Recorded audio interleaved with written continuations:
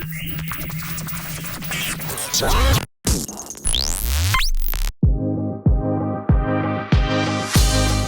right, welcome to a special edition of Deep Dive with Dr. Fitz. This is Season 3, Episode 15, with our special guest, Haven alumni. Right to my left here, the 3-year Penn State University Nittany Lion, Mason Reber. Mason, welcome to the show. Thank you for having me. It's an honor to be here. Welcome home, by the way. Welcome home. It's been a while. How many schools can you say you show up on? We're recording the Wednesday before Thanksgiving, and the whole campus is filled with kids outside running around, playing football. There are kids running around everywhere. Everywhere. Yeah. We have a middle school turkey trot going right now. We have a high school football tournament going on. You remember back in the day it was volleyball. When you were here, we called it holly-ball right before the holidays. Well, now we've expanded that, and they're actually playing 3 fields across field on Rotary Field right now on a dreary Wednesday before Thanksgiving. We would like it no other way here in Schuylkill Haven. Why not, right? Yeah, but welcome home. It's great to have you back. It's good. It's been a while since I've been home. So yeah, it's good to get back. Great. So we're going to have a little bit of fun here. Mason has made our school district extremely proud, obviously, but our whole area very, very proud. And basically, probably the favorite podcast that Jim Hale will ever produce because he is a diehard Penn State football fan. We have his shrine, his memorabilia of Penn State stuff on the table today. Looks like we're sponsored by Deer Park Water, maybe even today. But this is a big deal. 3-year performer, first ever 3-year performer? No, there others? have been a couple before me, yes, to do it.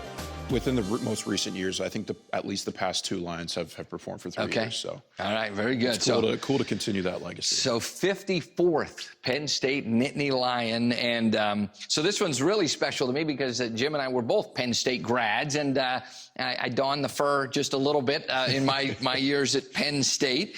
You and I looked at some old photos, so I have a deep appreciation of what you've gone through, the process and all of that. Your journey is remarkable, and as we like to say, it's the #1 mascot in the country. So I think that's really important. So let's get into this. Let's have some fun in this podcast. You just closed out your final game at Beaver Stadium. Yep. I'll never call it West Shore home field, sorry. But Beaver Stadium, you unveiled yourself as a Nittany Lion. I was proud to be invited and be a part of that. I couldn't have wanted to be in any other place in America other than that place, that time. They start the second quarter. And they say, now, ladies and gentlemen, we're going to unveil the mascot, the Penn State Nittany Lion, and you come out in front of 100,000 people. Just talk about that moment for you. If you could. It was kind of a big culminating event, I would say. There was definitely a lot of emotions leading up to that point. Excuse me, sorry. Because we always talked about it, and we were like, oh, yeah, that's down the line. Focus on what we got to do right now. Let's go do what we normally do, make people happy, put smiles on faces. And, it was fastly approaching to that game, the senior game. And I can definitely say that there were some deep emotions, especially when I walked out on the field and I'm like, okay, I have to expose myself to the entire Penn State community and the rest of the world, which is usually not what mascots do. It's a pretty unique thing what Penn State does for the Nittany Lion and their mascots of unveiling themselves for the senior game. It's like it goes against all rules of mascotting. You know this. Absolutely. You never take your head off as a mascot never. Willingly anyway. But in that moment, I was saying earlier, I have never felt more love come out of that stadium than that senior game. Yeah. Obviously, we know the football season didn't go the way anybody has planned, but that senior night couldn't have been any better. And it was really cool to see everybody come together and enjoy those moments and just kind of lean on one another during that game. So I remember calling home and telling my parents, hey, this is probably the last time this could be the last time I ever wear this costume. You guys should come up here. And we didn't have much money when I was a kid. And it was a big deal for my parents to drive all the way to State College, but they came that night. And I just remember looking in it. For me, it was Rec Hall, and looking over, seeing my mom on campus. I was like, wow, this is incredible. Yeah. I don't think they made it to graduation, come to think of it, but they made it to that night. And what a special night this was for you. And I just want to tell you, I videoed it from my seat. I had a pretty good seat. And I videoed from my seat. And these two Nebraska fans were standing up, and they were right in front of me. So they distorted the view a little bit, but I still captured the moment on my own phone. So let's talk about the trial process. I want to share what it was like from my vantage point. You were a part of it. I was a part of it. Yeah. So Mason calls me, reaches out, he says, "Hey, Dr. Fitz, I'm thinking about trying out to become the Nittany Lion. I heard you might have some tips for me." And we talked, and then you said to me, "Can I send you my routine?" Right? Remember, I think you sent me the video actually of it too. Yeah. And I saw Mason. I love it, and I remember it wasn't like a Top Gun theme, and you were going to be like flying. It was like a whole tropical, it was pirate kind of. It was it was an outstanding routine. It might have been a couple. The process is pretty long. And then I'm driving home from work one evening, and my daughter was in the truck with me, and the number pops up on my screen, and it's an 814 area code, and I'm like, oh no, we all know that area code. This is Penn State calling. I looked at my daughter and I said, shh. You're not supposed to know any of this. I haven't discussed this with anyone, but I couldn't throw her out of the vehicle, right? And I didn't want to miss the call. So we're driving, and it's the Penn State selection committee. And they say, "What can you tell us about Mason Reber?" And I said, "Mason G. Reber or Mason D. Reber?" No, I didn't say that. So I said, we have a kid here that has been through everything that you would ever challenge a kid to be through in high school. As an athlete, we had COVID, and your senior year of football was tough. I mean, we were fighting behind the scenes just to get a schedule. Yep. And I said, but he never wavered. And I said, he's a member of the ROTC, which tells me he's a tough kid. He's disciplined. I said, this is your guy. And here's how I know. I watched it personally. I watched him, battle through those tough times and never say, oh, woe is me. This is terrible. And they said, that's what we want to hear. Now, fast forward, I remember hearing a story. You can correct it. Didn't they bring you in a room and tell you were on a Zoom, and somehow they mentioned my name and said, Dr. Fitzpatrick was involved with this? Tell us about that moment, because wasn't it supposed to be an interview, but it really wasn't? It was. So they tricked me, long story short. My physical tryout happened on a Saturday. That involved the skit that I was telling you about. 51 arm push-ups, playing cowbell, and a little bit of improv with a random object that you choose out of a garbage bag. After that, it was interviews on Sunday, depending on who made it to those interviews. I think we were down, 8 or 9 people at that point. And then went through the interview process. And that was it. I thought I did okay in the interview. Yeah. Monday goes by and I hear nothing. I can't think about anything else other than this right now. I'm not focusing on my schoolwork, which I should have been at the time. Wasn't focusing on that. All I could think about was this, because I knew, and you know how important it is for Penn State and how big the position is and how much weight gets carried with it. So Tuesday I get an email and it's like, hey, here's a list of the people that we have left.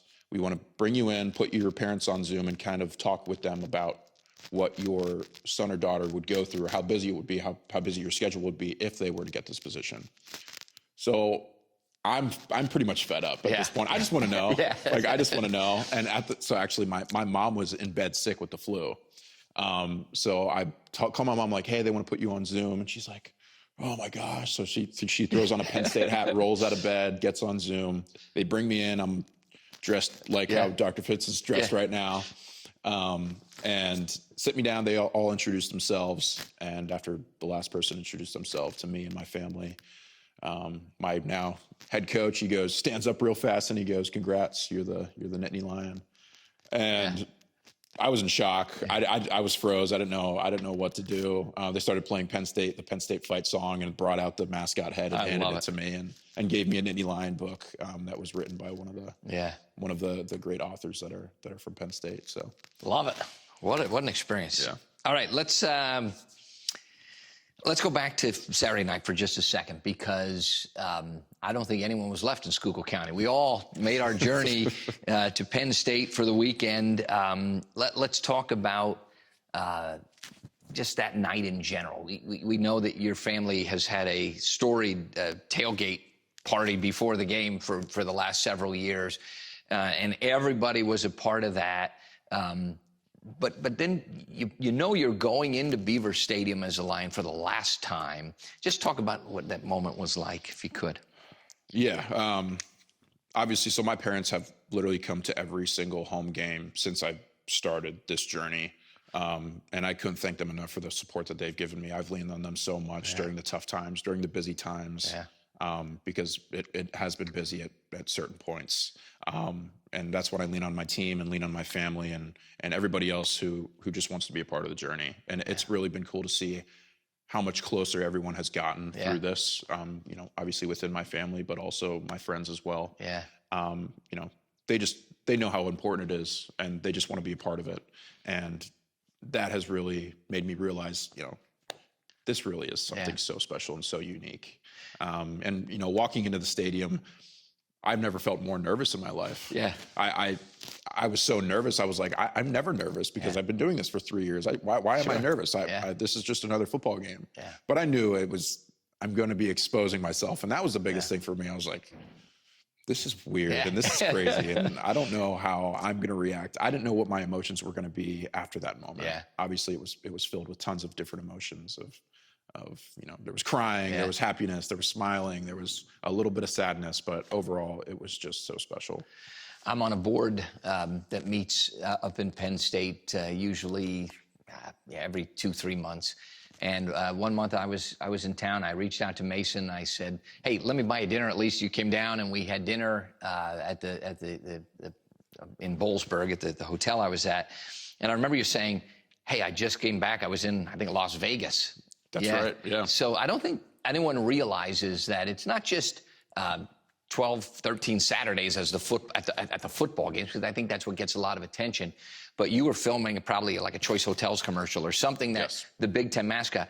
And one of the things you and I talked about is I think there were 6 or 7 Brutuses from Ohio State. Right. There's a bunch of, you know, Turpins from Maryland, whatever. There's only one, Penn State Nittany Lion. And by the way, I think you flew pretty high class too, didn't you? So maybe you want to share a little. He's got some good life out of this too. There were definitely certain travels that we did that were on charter planes. Obviously, football, when they made that crazy run last year, they took the entire blue band, pretty much the entire Spirit team on one big charter plane, and it was. I was like, what am I doing here? I'm from the small town of Schuylkill Haven, and love it. Why am I here right now? But you know, there have been countless experiences that I've had, and like I said, I'll just go back to say how fortunate I have been to be in this position, to have these experiences and to give experiences to other people. So just giving back to the Penn State community is what my goal going into it was, putting smiles on faces, making people happy, making kids happy. And that's really something I wanted to focus on. And, you know, I've gotten an overwhelming amount of messages from people I've never met in my life that have just been congratulating me. And, you know, I was at a certain place at a certain time with their kid, and I interacted with them, and they just said they loved it. So, well, I was proud last year. You mentioned it was a great season, obviously, and that's something that I want to talk about: the highs and the lows, because that's life, and that's what I want our high school kids that are watching this to know, that really any of our students that are watching this, any age level, but specifically my high school kids, to say it's a kid that came out of the same hallway as you and went up and was at the game before the national championship game, you know, a season ago, and now is part of some turmoil. You know, coach being fired in the middle of a season, and the I guess the feelings that you get when you've reached that almost the point of jubilation to, holy mackerel, everything's in disarray right now. 100,000 people are now yelling at this guy and are now criticizing his man, and millions more online. Talk about what maybe prepared you for that as a kid or as a student or as anything, because I think some of that goes back to having a family too that supports you and helps you overcome those times of adversity. You know, there was a lot of conversations that were had about the whole situation, because, you know, all of a sudden there was so much potential going up into the season, and, you know, after all of that stuff went down, it was like, and it was just like that. Like they were saying this was the year that we were going to win a national title, and here we are. it didn't turn out that way. Right. And initially, it was really, really hard to see just how upset and how disheartened the Penn State community was. Yeah. That hurt me the most, just to see how divided everybody seemed through all of this turmoil, I guess you could say. But I talked with our team, I talked with my family, like, football's not everything. That's right. Football is not everything. It's a big part of Penn State, but that is not all of Penn State. So we put our efforts into other things, and we put our efforts into giving back to the community and doing these community service events. Yep. And to see that come to fruition, and that come back, and see the stuff that we've done and been able to do for the Penn State community has made that all worth it. It was never all about football. Right. I knew that going into this position. I knew it was going to be a big part of it. And yes, it's a once in a lifetime experience. Nobody does it like Penn State, in my opinion. Yeah. Pretty unbiased, I'd say. I don't know. Yeah. But no, football's not everything. There's so much that the Lion does for Penn State, and I've gotten to see that through this experience. So I want to add to that just a little bit, because you've been all over the country. You've been really from the East Coast to the West Coast and everywhere in between. Is there a stadium that stands out, or a special night, or a game, or anything that you remember as being one of the all-time favorites for you? I will say it was pretty cool to go out to the West Coast, since UCLA and USC joined the Big Ten Conference. I've gotten the opportunity to go to both UCLA and USC.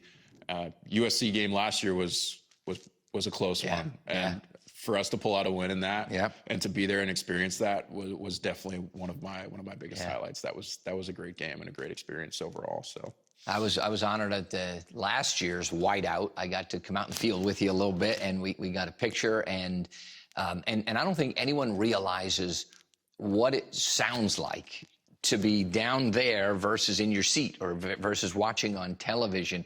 But if you ever get an opportunity to step on the field for a major event like that, concert, a sporting event, whatever it is, it's a different feel. It certainly is, and it was something that I thought back to you growing up in Haven. So if you could, let's elaborate a little bit. The community, the coaches that worked with you, the teachers here in this district, not just the building. I know Miss Johnson was down to, actually she came up to see you, which I thought was awesome. But there's not too many schools where the fourth grade teacher, the folks that have been with you through this other part of your journey still care about you. And that's what people don't understand about the Haven family. Elaborate on that. Yeah. Growing up in this county, in this town, everybody knows everybody. It is such a tight-knit, small community. And obviously when someone comes out of this county and people hear about it, and they're doing something pretty awesome and pretty amazing, they're just so proud, because we're such a small community.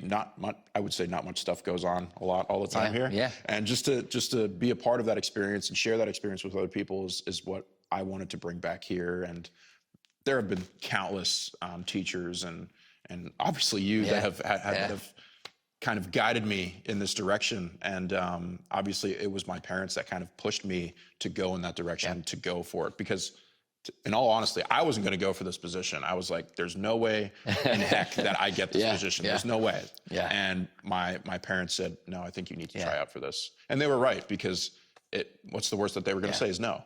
All right, then I learned that lesson. So, I have a few kids of my own at 3, and I love them to death. And the one thing I've asked of all 3 is step out of your comfort zone. Exactly. No matter what you do, step out of your comfort zone. I made my boys join the musical. When we first got here, I said, you're going to be in the musical. And they looked at me like I had 2 heads. I made my daughter join 7th grade cross country because we didn't have any female runners that year. And I said, you're going to run cross country. She said, I'm not running cross country. She said, yes, you are. You're going to run cross country. We need a female runner. So my kids have always been made to do things. I sort of forced them to do that. But my reasoning was simple. I want every student to hear this loud and clear. It doesn't matter who you were born to, what house you grew up in, how much money you have or don't have. you can do these kinds of things. You can be something, and you can make something of yourself bigger than you ever dreamed or ever imagined. Earlier, you and I were just looking at some old memorabilia from April of 1995, and there was a rejection letter that I kept to this day. And if I wouldn't have been rejected, I would have never met my wife. I probably would have never wound up back here in Schuylkill County and leading this district, because it all had a purpose, and God had a purpose for me, just as he does for you. Look that camera in the eye and tell my students that they can do it, and remind them that you came from the same desks, the same chairs, the same classroom, and the same awesome teachers that they have are still here. I think they need to hear that, wow, the sky's the limit. Yeah. Yeah. He's exactly right. What I will say is, coming into this podcast, I did want to make that point in saying the reason I'm sitting here today is because I got out of my comfort zone. And I wasn't going to, but I had people that I surrounded myself with that pushed me to get out of my comfort zone. And, my life did a complete 180. It was crazy, but it was the best time of my life. And I could have never gotten so much out of Penn State. It's given back so much to me and my family overall, just in experiences and emotions. So he is exactly right in saying you need to get out of your comfort zone, because you have no idea where life will take you. And it can take you some pretty crazy places, I will say. So there's an old saying, rejection is God's protection. And sometimes I lived my moments as a Penn Stater, as a Nittany Lion mascot candidate, through you in the most positive of ways, and I could not have been prouder than I was this past weekend. All right, let's wrap this thing up. Your time wearing the suit's coming to an end. I think the last I heard, you're going to still be around in January. Yes, till the end of very January. last day of January, as a matter of fact. There's an outdoor hockey match, which is incredible. The first ever. Beaver Stadium, and first ever, and you're going to be the Nittany Lion for that. I would love to be there. That's also Winter Carnival night. I help out with that, so I won't be able to make it to that. But your time in the suit's coming to an end. What's next for you? Because I think they need to hear, as you were doing all this, you got a pretty impressive degree. So share that. So finishing up my semester here, going to graduate in December with a civil engineering degree. And then on top of that as well, I've been doing Army ROTC. And I'm kind of waiting on what branch I'm going to get within the Army. So whether that be, infantry, I'm hoping for engineers. So depending on what kind of decision point, whoever makes that for me, that will carry me into like the next year and determine my follow-on training for wherever I end up for training, because it'll be in a different state for a couple months. So I need to go do training for Army and stuff like that. But coming out of Penn State with a civil engineering degree. And That's awesome. Looking forward to getting my resume out there and hopefully Yeah. Hopefully picking up a job somewhere. Yeah, jobs are good. Jobs are very good. That's the most important three letters you can add after your name is J-O-B. Yeah. So I think you'll be okay. I think he's got the time management piece down. And by the way, if there's work out there where they would like an arm tied behind your back and they still need you to do a push-up, you are more than qualified. To say that is I think you'll be okay. I really do. Last question, one lesson from your time as the Penn State Nittany Lion, 54th, that you'll carry with you for the rest of your life. One lesson that you learned through this process, and because you've been through a lot, the highs, the lows, the time management. There's so many lessons. Is there one, though, that you know is going to take you to the next level? I think one of the most important things I've gotten out of this is kind of realizing the position that, whatever position you may be in, the weight that it carries with it. You may not realize it, because I personally didn't realize fully until I revealed myself. There have been people that I've never met in my life. They've reached out to me, thanking me for a small interaction that I had with their son or daughter. So I would say realize the position that you're in and make the most of it while you have it, because nothing lasts forever. All things must come to an end at some point. And I just tried to make the most out of my 3 years, and I just tried to give back as much as I could.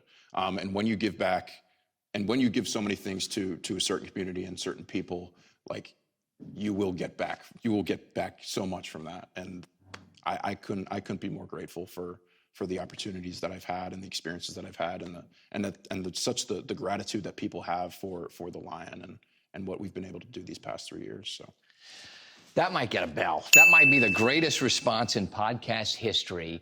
I say it to our bus drivers, our CAF workers, our custodians, our teachers, everyone.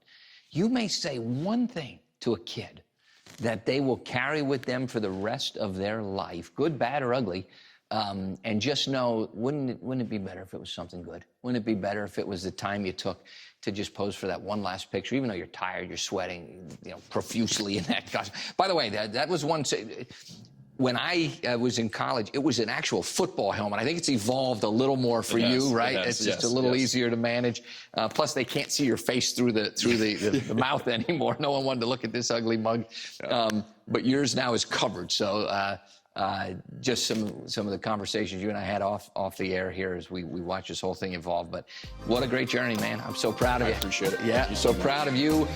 So proud of your family and everyone that's part of our Haven family. You should be proud of what you've done for this young man, and the sky's the limit. It's only going to get better. There's a lot more great stuff coming ahead in your life. You're young.